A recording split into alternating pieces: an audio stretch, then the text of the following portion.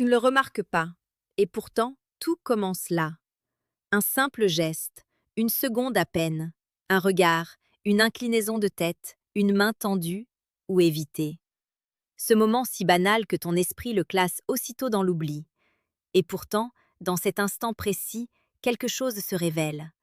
Quelque chose de brut, de sincère, presque impossible à masquer. La manière dont quelqu'un te salue n'est jamais anodine. Elle parle avant les mots, elle trahit avant les intentions, elle expose ce que l'autre ne dira jamais ouvertement. Et plus encore, elle révèle aussi quelque chose sur toi. Parce que le stoïcisme nous enseigne une chose essentielle.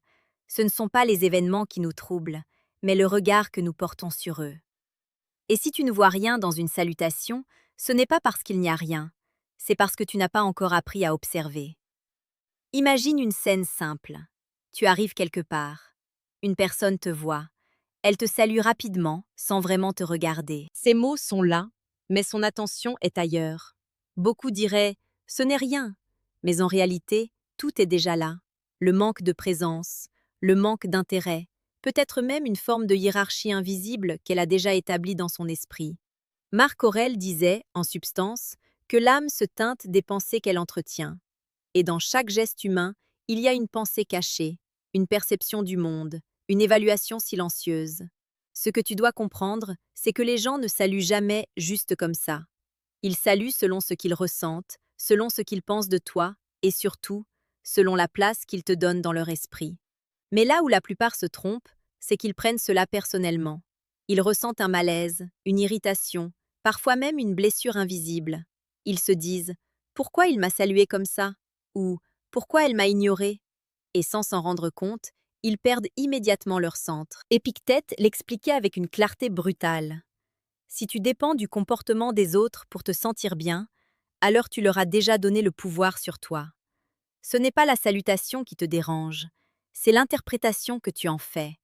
Et c'est là que tout change. Parce qu'au lieu de subir ces micro-interactions, tu peux commencer à les lire, à les comprendre, à les utiliser comme des révélateurs, sans jamais te laisser atteindre. Regarde attentivement. Une personne qui te salue avec chaleur, mais qui évite ton regard, t'envoie un signal contradictoire. Une autre qui ne parle presque pas, mais qui maintient un contact visuel stable, te montre une forme de respect silencieux. Une autre encore qui exagère son enthousiasme peut parfois masquer une insécurité ou une volonté de plaire. Le stoïcien ne juge pas immédiatement, il observe. Sénèque disait que l'homme sage regarde les faits avant de tirer des conclusions. Et dans ces petits gestes, il y a des faits bruts, souvent plus honnêtes que les mots eux-mêmes. Mais il y a un piège encore plus subtil. À force d'observer les autres, tu pourrais croire que tout est à propos d'eux, que leur manière de te saluer ne parle que d'eux. C'est faux, elle parle aussi de toi. Pas dans le sens où tu es responsable de leur comportement, mais dans le sens où tu es un miroir.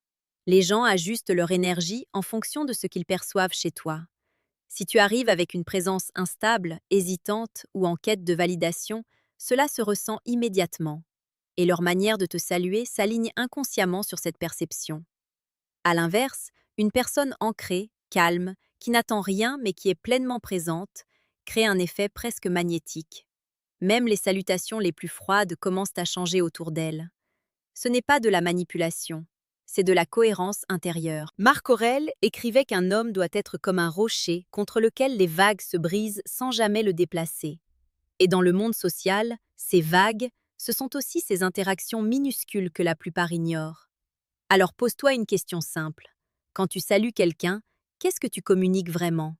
Est-ce que tu es présent ou est-ce que ton esprit est déjà ailleurs? Est-ce que tu regardes réellement la personne ou est-ce que tu fais un geste automatique, vide de sens? Est-ce que tu cherches à impressionner, à être validé ou simplement à être aligné avec toi-même? La vérité, c'est que la plupart des gens ne saluent pas. Ils exécutent un réflexe social. Ils jouent un rôle. Ils répètent un conditionnement. Et c'est pour ça que leurs interactions sonnent creux. Mais toi, tu peux faire autrement. Tu peux transformer un simple bonjour en un acte de présence réelle, en un moment où tu es totalement là, sans chercher à plaire, sans chercher à contrôler, sans chercher à prouver quoi que ce soit. Et paradoxalement, c'est là que tout change. Parce que les gens ressentent cette différence, même s'ils ne peuvent pas l'expliquer. Ils sentent qu'il y a quelque chose de stable, de calme, de difficile à influencer. Et c'est exactement ce que le stoïcisme cherche à construire. Pas une façade, pas un masque social, mais une solidité intérieure qui se reflète dans chaque geste, même les plus insignifiants en apparence. Et si tu regardes bien, tu verras que ceux qui dominent réellement les interactions sociales ne sont pas ceux qui parlent le plus, ni ceux qui en font trop. Ce sont ceux qui maîtrisent les détails invisibles, ceux qui comprennent que tout commence avant les mots, ceux qui savent que la première impression ne se joue pas dans ce que tu dis, mais dans ce que tu dégages, dans la façon dont tu entres dans l'espace, dans la manière dont tu reconnais la présence de l'autre, et surtout dans la manière dont tu restes maître de toi, quoi qu'il arrive. Parce qu'au fond, le vrai pouvoir n'est pas de contrôler comment les autres te saluent. Le vrai pouvoir, c'est de ne jamais être perturbé par cela. Et c'est à partir de là que quelque chose de plus profond commence à se révéler. Parce que lorsque tu cesses de réagir instinctivement aux salutations, lorsque tu arrêtes de chercher à interpréter chaque geste comme une validation ou un rejet, tu entres dans un autre niveau de perception.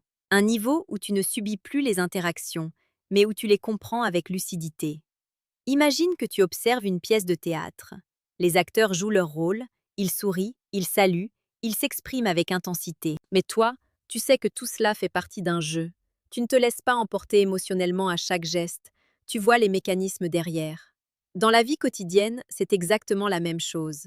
La plupart des gens jouent inconsciemment des rôles sociaux.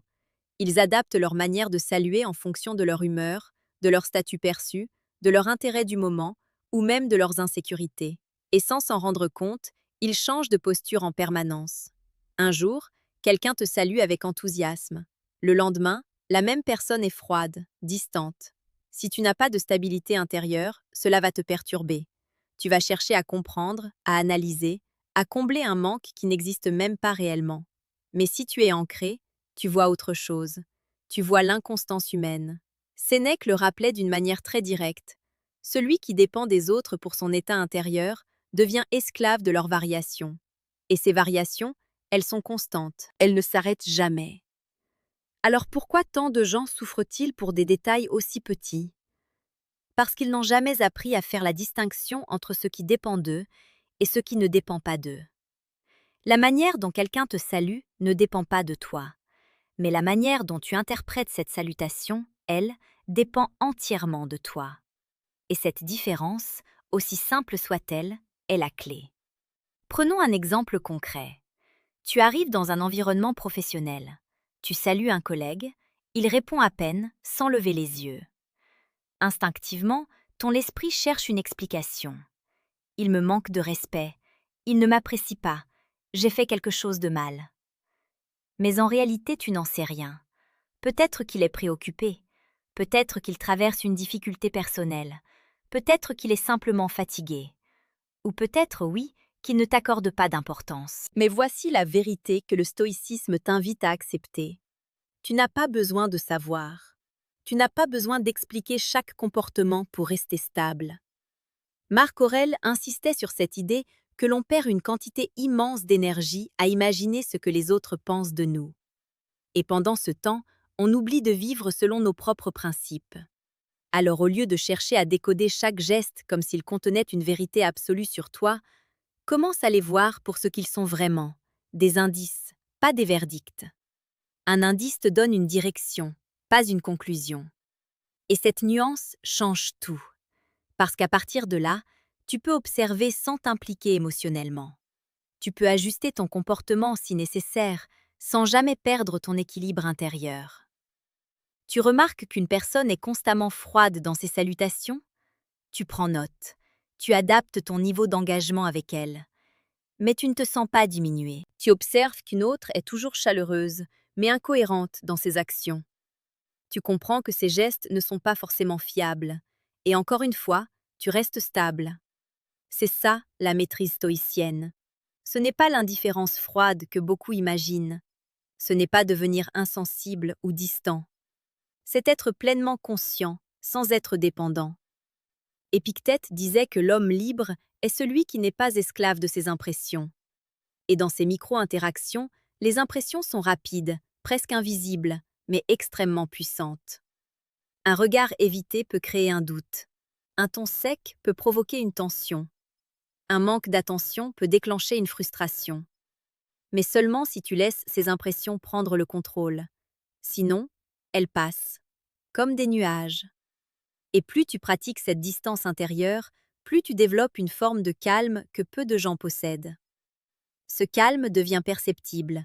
Il ne s'exprime pas par des mots, mais par une attitude, une présence, une façon d'être qui ne cherche pas à capter l'attention, mais qui finit par l'attirer naturellement.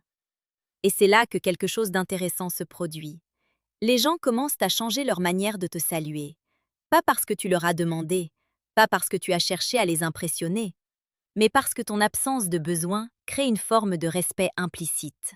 Tu n'es plus quelqu'un qui réagit, tu deviens quelqu'un qui observe, qui choisit, qui reste constant.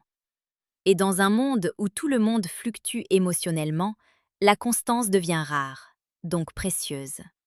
Si tu regardes les personnes qui inspirent naturellement le respect, tu verras qu'elles ne font rien d'extraordinaire en apparence. Elles ne surjouent pas leurs interactions. Elles ne cherchent pas à plaire à tout prix. Mais chaque geste est aligné. Chaque regard est présent.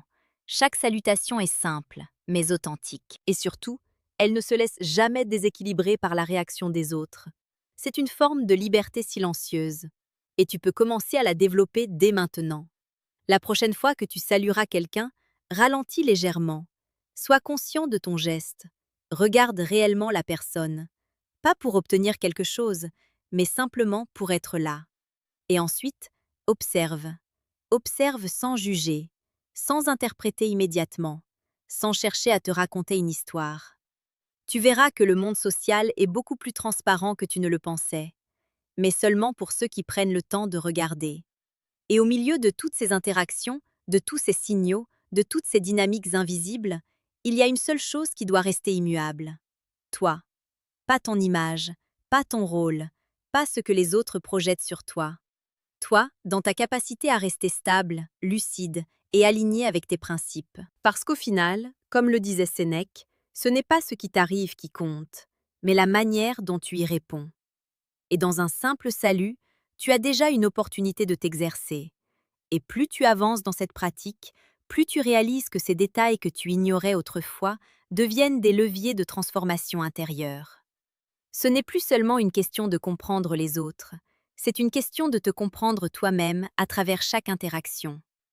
Parce que chaque salutation devient un miroir de ton niveau de présence, de ton détachement, de ta maîtrise. Il y a un moment très précis où tout bascule. Ce moment où tu te rends compte que tu n'attends plus rien en retour. Tu salues avec respect, mais sans attente. Tu observes, mais sans juger. Tu ressens, mais sans t'accrocher. Et dans cet espace, tu deviens libre. Libre du besoin d'être validé.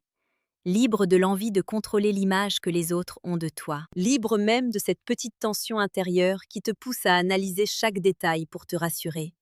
Marc Aurèle écrivait que lorsque tu fais le bien, tu ne dois pas t'arrêter pour demander si cela a été remarqué.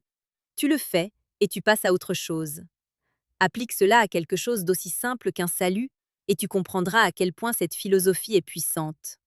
Tu salues bien parce que c'est aligné avec tes principes, pas pour obtenir un sourire, pas pour provoquer une réaction, pas pour créer une image. Et ensuite, tu continues ton chemin. Mais ce détachement ne te rend pas froid, il te rend clair. Parce que paradoxalement, c'est quand tu n'attends plus rien que tu vois tout avec plus de précision. Tu remarques les micro-expressions, les hésitations, les incohérences. Tu vois qui est sincère, qui est distrait, qui est tendu, qui cherche à impressionner. Mais aucune de ces choses ne vient perturber ton centre. C'est là que la vraie puissance apparaît. Pas une puissance bruyante, démonstrative, visible, mais une puissance calme, presque invisible, et pourtant profondément ressentie par ceux qui croisent ton chemin. Les gens ne sauront pas toujours expliquer pourquoi, mais ils sentiront que quelque chose est différent chez toi. Ils sentiront que tu n'es pas en train de jouer le même jeu qu'eux. Et dans un monde où tout le monde cherche à être validé, à être remarqué, à être reconnu, celui qui n'en a pas besoin devient naturellement magnétique. Épictète rappelait que ce qui trouble les hommes, ce ne sont pas les faits, mais les jugements qu'ils portent sur ces faits. Et si tu enlèves ces jugements, il reste une réalité simple, neutre, que tu peux traverser avec sérénité. Une salutation froide n'est plus une offense. Une salutation chaleureuse n'est plus une victoire. Ce sont juste des expressions humaines, changeantes, imparfaites. Et toi, tu restes stable au milieu de tout cela. Alors progressivement, tu arrêtes de chercher à être bien perçu et tu commences à chercher à être juste. Juste dans ton attitude, juste dans ton énergie, juste dans ta manière d'être. Et cette justesse a un impact bien plus profond que n'importe quelle stratégie sociale, parce qu'elle est rare, et ce qui est rare attire. Mais il y a encore une dernière chose que tu dois comprendre. Cette maîtrise ne se construit pas dans les grands moments, elle se construit dans les détails, dans ces secondes où tu pourrais réagir, mais où tu choisis d'observer, dans ces instants où tu pourrais interpréter, mais où tu choisis de rester neutre, dans ces interactions banales que tout le monde néglige, mais que toi, tu utilises comme un entraînement quotidien. C'est exactement comme cela que les stoïciens forgeaient leur esprit. Pas en attendant des situations exceptionnelles, mais en travaillant sur l'ordinaire, encore et encore, jusqu'à ce que la stabilité devienne naturelle. Sénèque disait que la difficulté renforce l'âme. Mais il ne parlait pas seulement des grandes épreuves, il parlait aussi de ces petites frictions du quotidien qui, accumulées, façonnent ton caractère. Et une simple salutation peut être l'une de ces frictions. Alors la prochaine fois que tu entreras dans une pièce, souviens-toi de ceci. Ce moment, aussi banal soit-il, est une opportunité. Une opportunité de pratiquer la présence. Une opportunité de renforcer ton détachement. Une opportunité de rester aligné, quoi qu'il arrive en face de toi. Et si tu commences à voir ces moments pour ce qu'ils sont vraiment, alors tu ne regarderas plus jamais une salutation de la même manière. Parce que tu sauras qu'avant même que les mots ne soient prononcés, tout est déjà en train de se dire. Et toi, pour la première fois, tu seras capable de le voir sans te perdre dedans. Si ce genre de réflexion t'aide à voir le monde avec plus de clarté, alors prends simplement une seconde pour t'abonner. Pas par réflexe, mais parce que tu sais que ce travail intérieur mérite d'être nourri régulièrement. Petite parenthèse les amis, j'ai créé un manuel complet sur la séduction stoïque. Il t'apprend comment parler avec maîtrise pour créer une vraie attraction. Le lien est en première ligne de la description. On continue. Et au fond, tout revient à quelque chose de très simple. Tu ne contrôles pas la manière dont les autres te saluent, mais tu contrôles entièrement la manière dont tu existes dans cet instant. Et c'est largement suffisant.